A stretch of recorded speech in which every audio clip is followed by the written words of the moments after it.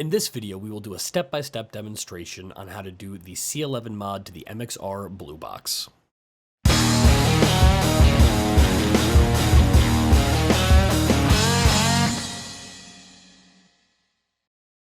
Okay, so the first thing you're going to want to do is open up the back of the enclosure. Most MXR pedals are the same 1590B style enclosure that have 4 Phillips head screws in the back. And I would recommend using a screwdriver instead of a hand drill, just to avoid stripping the screws when you take them out. And they should come out pretty easily, just make sure you set them off to the side in a safe place so that you don't lose them. Once all the screws are removed, the back should come off very easily. And inside you'll see a red PCB. This indicates that it is a newer model MXR, but this mod should work for just about any issue you can find. Next, you're going to use some kind of socket or wrench to remove the input and the output jack from the outside of the pedal. And again, these should come out very easily. After a turn or two, you should be able to just turn the rest out by hand. And just like you did with your screws before, just make sure you put them in a safe place so that you don't lose them. The next step is going to be to remove the knobs. They should just pull right off. And underneath, you're going to find this half-moon plastic shape that goes over the potentiometer. It will make it a lot easier to put the knobs back on straight later. And once you get the knobs off, you're going to do the exact same thing to those two little plastic pieces. And as always, be kind of delicate, don't break anything. You don't need to force it, just wiggle them around a little bit. Once again, grab your wrench or your socket tool and use it to remove the nuts and washers around the potentiometers. Once loosened, most of the turning can actually just be done by hand.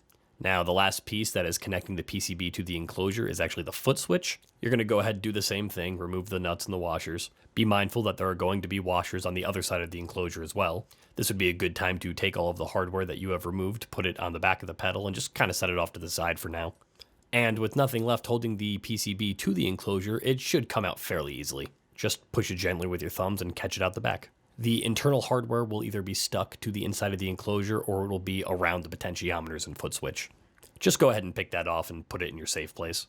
Now all we are left with is our PCB. This is what we are going to be modifying for the duration of the video, so go ahead and pick up your enclosure and just set that off to the side for now. And now it is time to locate capacitor number 11, hence the C11 mod, which you will find at the top left-hand corner of the board. Most models of the Blue Box are going to have some kind of orange mylar dipped capacitor, and it will be marked by the abbreviation C11. Now, what is super nice about this mod is that the capacitor is on the edge of the board, making it really easy to locate it from the back, which is important because that is going to be the side that we are desoldering from. Now, there are many different methods to do this, but no matter what you're doing, I would recommend using a set of helping hands just to kind of hold everything in place, especially if you're using some kind of method that requires you to hold a soldering iron in one hand and a different tool like a solder sucker in the other. By the way, if you don't have one of these, I would highly recommend it. You can find them online just about anywhere for like less than $10. But regardless of what your method is, just be very delicate when you are heating the back of the component. You don't want to damage anything by overheating the component or possibly damaging the PCB. If you are fortunate enough to have some kind of a desoldering iron, I would definitely recommend using that instead, as it is easier to maneuver in smaller spaces. But even with a desoldering iron, we still do want to be careful because we are going to be using this capacitor in our mod. In fact, all we are actually doing is disconnecting one of the legs. The other leg is going to stay in the place where it is currently soldered. Once you have removed the solder around the outside leg of the capacitor, you should be able to just kind of pull it off to the side, which will separate the leg from the hole it was originally socketed into. And the reason that we're doing all of this is so that we can put a switch between those 2 points, enabling us to break or reconnect that junction. With a couple of pieces of 22 gauge wire, we should easily be able to connect this switch to our PCB. When it comes to the length of wire you will need, that is all dependent on where you would like to put the switch on your enclosure. And if you're not quite sure where you want to do that at this point, remember, you can always cut the wires shorter, so give yourself a good lead. However, in this case, I do kind of have an idea of where I want to put the switch, so I will cut my strands accordingly. And after you've cut them, you're going to want to strip both ends of each wire. But before we put the wires where they are supposed to go, we're going to want to kind of prep our board for where it's going to be soldered. Firstly, I would straighten out the leg of the capacitor to make it jet out from the board a little bit more. The leg is going to be a little short because it was cut upon assembly, and we're going to want to give ourselves as much room to work with as we possibly can. The other connection, however, will be much easier as you can just feed the wire through the original hole that the capacitor sat in.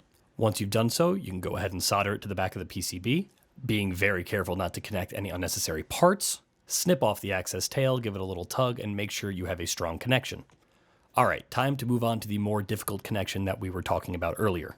You are effectively just lengthening the leg of the disjointed capacitor. Because these connections are so short, I would definitely recommend, again, using a set of helping hands.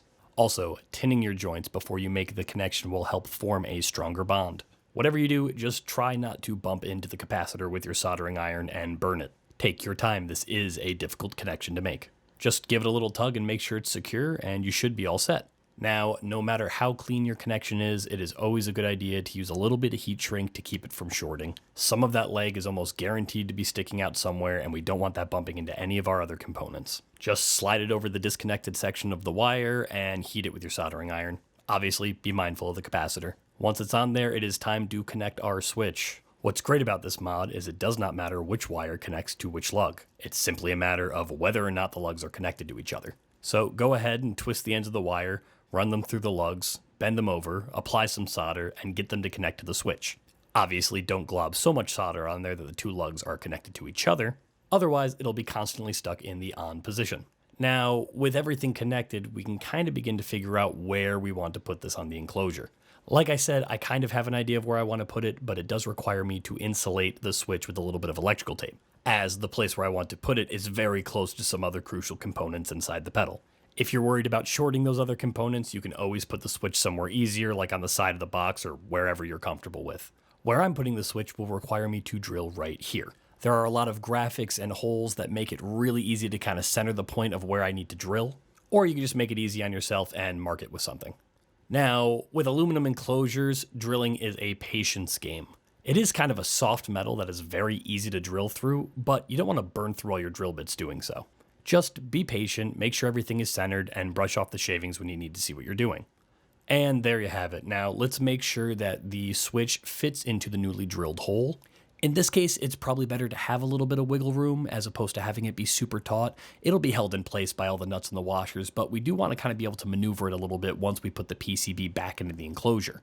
But before we put it back in, we are going to want to go and retrieve any of the hardware that needs to go on the inside of the enclosure, including all of the hardware that we are going to need to attach our switch. Upon reassembly, it's usually a good rule of thumb to put any of your added components in first, as those are going to be the ones that don't naturally fit into the enclosure. It also makes it easier to see if anything's going to get in the way when you put it back together. For example, I need to make sure that I don't damage this large ceramic disc capacitor that I have in the center. Luckily for me, there is enough give in this component where I can kind of just push it off to the side, and it really shouldn't give me any trouble. Plus, I've already drilled my hole, so I'm committed to where the switch is going to go. So let's put our internal hardware back on the potentiometers and get this thing back inside the enclosure. You'll notice that things don't usually go back inside the enclosure as easily as they came out. It will take a little bit of pressure. Don't push too hard. You don't want to damage anything. Just wiggle some stuff around and eventually you'll get things to fit. Now, to finish this thing up, all we really got to do is put all of our hardware back on the potentiometers and back on our foot switch, making sure everything is nice and tight so nothing gets overturned in the future. And because of how well we managed and organized all of our small components and hardware, this should not be a difficult task. Now, when it comes to putting the knobs back on, of course, you want to make sure that the lines do match up with the 0 point. So turn your potentiometers all the way to the left and take those little half moon pieces and make sure the flat sides are facing the 0 point. This will make it very easy to line up the indicator on the actual knob.